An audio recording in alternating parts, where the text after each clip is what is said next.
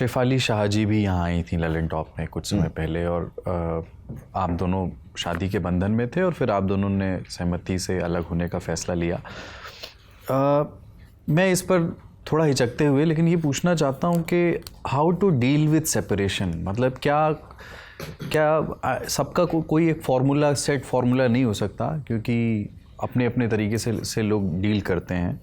और मैं ये भी नहीं चाहता हूँ कि कोई बहुत निजी किस्म की जानकारी आपसे निकाल लूँ, ये मकसद नहीं है मेरा ये सवाल पूछने के पीछे। लेकिन सेपरेशन की तो एक समस्या है जो आने वाली जनरेशन में आप जल्दी आकर्षित होंगे। इवन रिसर्च है, स्टडीज़ हैं कि आपके नंबर ऑफ़ रिलेशनशिप्स बढ़ेंगे। हमसे बाद वाली जनरेशन जो है उसके भी नंबर ऑफ़ रिलेशनशिप्स बढ़ेंगे, और उसके मायने ये हैं कि सेपरेशन भी बढ़ेंगे, भले ही वो शादी वाले ना हो, ब्रेकअप जिसको कहते हैं, बट उससे डील करने का एक डेंट होता है। तो is there a way to minimise it, या कैसे उसको मैच्योर तरीके से ले सकते हैं, कैसे हम टॉक्सिक ना बने, कैसे हम वो नहीं, मैं समझ गया आपकी बात, लेकिन उसमें यह है कि it's a very personal case to case kind of thing. और अब इसमें से कितना ही बचा के निकलना चाहें तो उसके, जहाँ तक हमारे केस से बड़ा सीधा साफ था कि हमको तो दिख ही रहा था कि ये रिश्ता ख़त्म होने वाला है। जिस वक्त हमसे कहा गया कि भाई अब और तुम्हारे साथ नहीं रह सकते हैं, हमको उसके 8-9 महीने पहले से मालूम था कि ये कहाँ जा रहा है।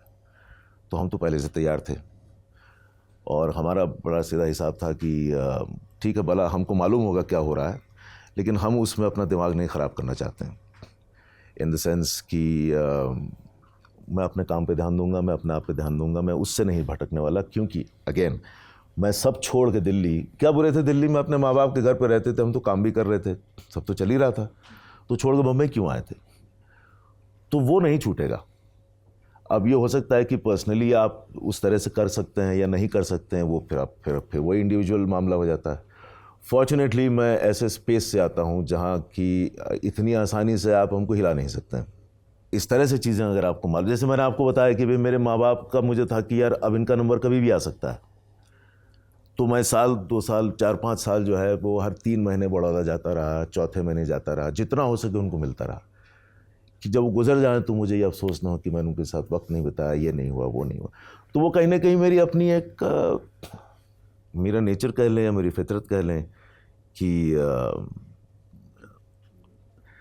जहाँ तक हो सके आपको ये कोशिश करनी है कि आप बौरा न जाएं। अब या आप कर सकते हैं कि नहीं कर सकते, वो तो इंडिविजुअल ही तय करेगा क्या है। और जहाँ तक मेरा केस, और अगर आपको परेशानी हो रही है तो उस परेशानी को जिए, ये नहीं कि ज़बरदस्ती खां बनने की ज़रूरत नहीं है। मतलब अगर मुझे दिक्कत थी तो मैं 6 महीने उस दिक्कत में खुल कर रह चुका हूँ, मैं उसका अफसोस मना चुका हूँ, मैं उस पर झल्ला चुका हूँ, मैं उस पर चिल्ला चुका, मैं उस पर अचानक मैं आपको ऐसा कुछ 5-6 महीने चला होगा। फिर एक दिन मैंने देखा कि यार अब ये अजीब सी बात है, ठीक है, इस पे मुझे बहुत मार भी, गाली भी पड़ सकती है, आपके ऑडियंस में भी लोगों को शायद बात अजीब लगे, लेकिन एक दिन मैंने देखा कि आप परेशान हैं, कहीं बैठे हैं और हर आदमी आपकी वो कहानी सुनने के लिए तैयार है और आपसे वो बांटने के लिए तैयार है कि क्या हो गया यार, ठीक तो है। तो मैंने एक जगह देखा कि आज यहाँ बैठे थे और कुछ आधे घंटे हमारी बात हुई, उन्होंने अपना जो है मेरे साथ मेरा दुख बांटा, मुझसे बात की, उसके बाद हम डेट पे चले गए।